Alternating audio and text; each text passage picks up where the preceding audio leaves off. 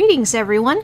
In this video you'll get to see me finally finish up my new intro card for my unboxing and review videos. Alright, so a little bit of organizing there, and I make everything disappear except for the wings. And now I'm gonna be adding gradient shades and gradient highlights to his wings. I think I worked on these yesterday and I wasn't feeling my best. This wing took me a long time to make.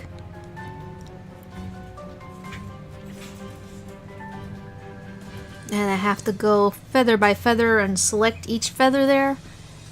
And I made a mistake and I had to go in and try to find the layer where I put the color in wrong. Now it seems to be going alright.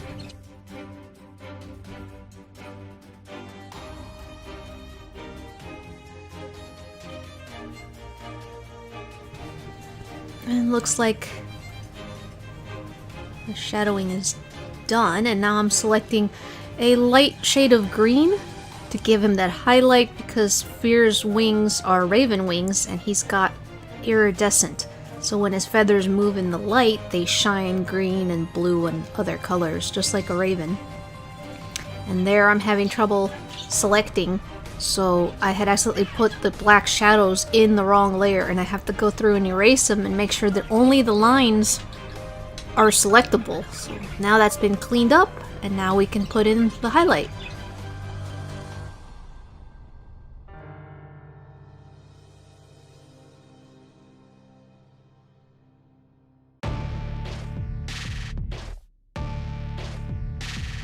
Basically, I'm doing the same thing as I did with the shadows, but on the opposite side of each feather.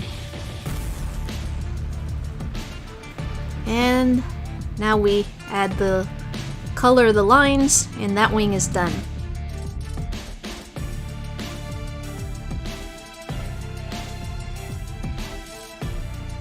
Alright, so now it's the next day. We're working on the left wing. This is actually, I drew this today. Today is August 20th, 2021. And I am feeling much better today, so this went a lot faster. It looks nice just with the shadows, but when you start adding the highlights, it really makes a huge difference. Feather by feather as always. This one was easier. I don't know if it's because I felt better or just I was drawn differently. Who knows?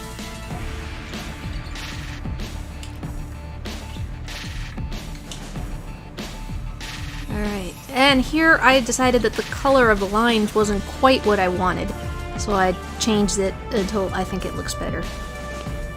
Okay, so now it looks like I'm adding in the highlight on his eyes, and I'm using a light blue color to give him that glass shine, that moist look, because he has wet eyes like we do. And now this is what I call the top color. I think that's what I called it. Yes, or top glow. And it's the pink on Fear's eyes. Very, very faint. I'm making this at about a 15%.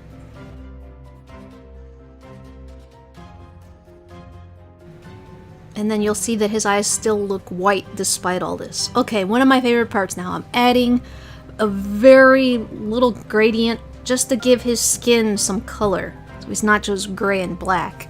So I'm giving him a bit of a blue shine. Too much there, I undid it. That's a little better.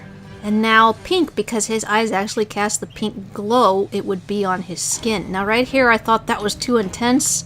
I go back and then undo it and do it a little lighter. And then later on you'll see that I changed my mind again and I put it back because it was actually right the first time.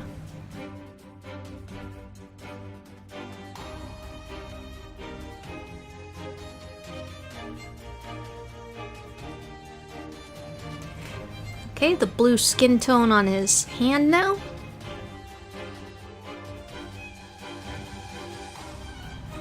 It's amazing how these little subtle details just make a huge difference.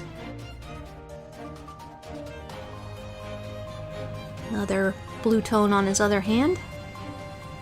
And now I'm coloring the lines. So I just colored the eyebrows. They changed. and now coloring the lines on his eyes, the white part. And this was wrong, I realized it later, because it doesn't look like he has lines. So now I go through and I do his teeth, and I picked the wrong color, so now I got the correct one. And this one was very fiddly. I had to be really careful not to nick the black line of his lips. And I did, of course, several times, so I have to come in now with an eraser and erase the parts that went into the black and do it back and forth until I get a straight line on everything. And he looks nice there. Alright, go back. I redid the eye in darker. And there, see, it looks so much better now. You can see the lines. I am a cartoon artist, and I want my lines to show up, as opposed to people that color realistically, where there aren't any lines. Okay, now this part is really cool. Most of you might not realize this is a subconscious thing, but Veer actually has pupils. They're white. It's the part of his eye that glows the brightest. And here you see I turn it on and off so you can see the difference. It's creepy when you suddenly realize where he's looking, and in this case he was looking at the box because he's opening up that box. Colored the lines on his shirt. Now we're gonna do his hair.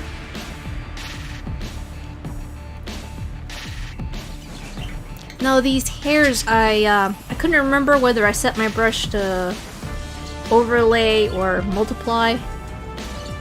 And I finally figured it out. And a few mistakes here. And the blue hair is the hardest. And while making this, I realized what my problem is. I need to pick a light and dark that keeps changing, so the red ones have two different shades of gray, whereas the blue one has a different one. So I know this now. I wish I had figured this out years ago. But I am a self-taught artist, and I learn these things pretty much as I go. The red was a lot easier. And adding all these, there should be at least 4 shades of the red, both the light and the dark color. And this is what makes his hair look like tinsel. And then the purple one is the one that just looks the nicest and is easiest to work with. Next time I color him, this won't be such an annoying part. There we go. Nice, shiny, tinsely hair.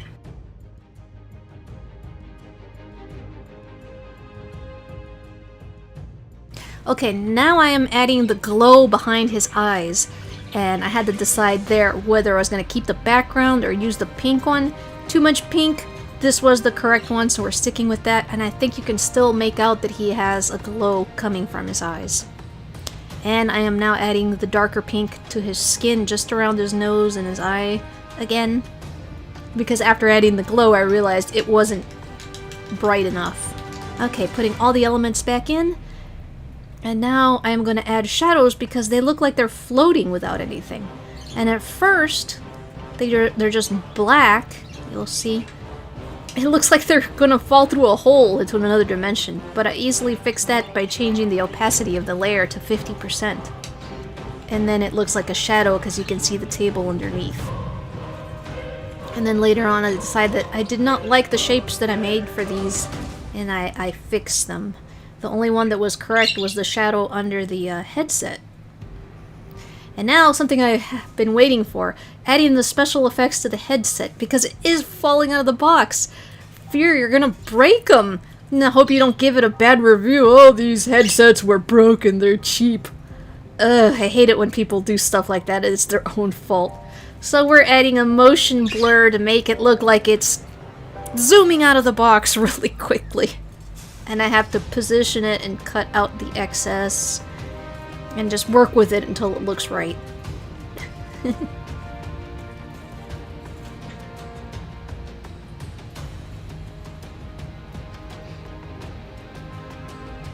I love doing special effects and doing things like this, like a motion blur.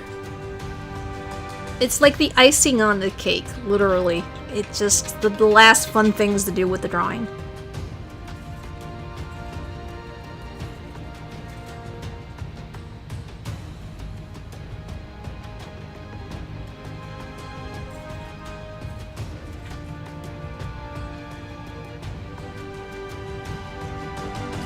Alright, Now it looks like the headsets are just falling out of the box really fast. And here I am fixing the shadows. I didn't like them. They were positioned wrong. Had to morph them, and now, yes, they're much better. And I know that Fear should be casting a shadow because the light source is coming from behind him, but I didn't want to cover the shadows that I just fixed that look so nice, so sometimes you have to sacrifice reality to get an effect that you want. Alright, adding in his beautiful text. I love this font for Scary Fear. It's so metal. And I didn't know what color would look good, so I tried all of them, and then I figured the green looked good.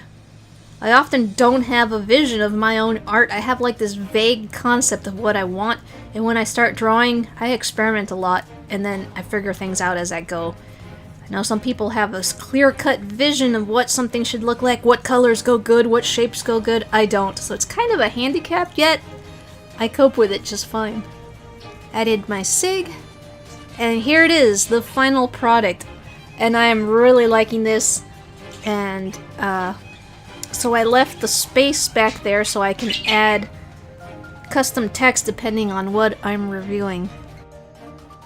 Now, if you notice, I made one other change that I think really helped this a lot.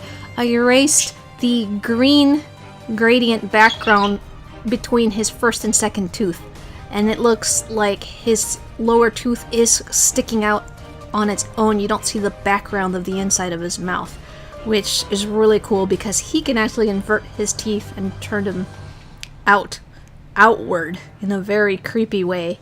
And you get to see that he's probably smiling and talking in this since he is doing a review for this headset. And I think having the 3 things here is good. I thought about maybe adding like a drawing of a little Jeep toy, but maybe it would be too much. So yes, a lot of work. It took a while, but glad it's finally done. Hope you guys enjoyed this. Des, signing off.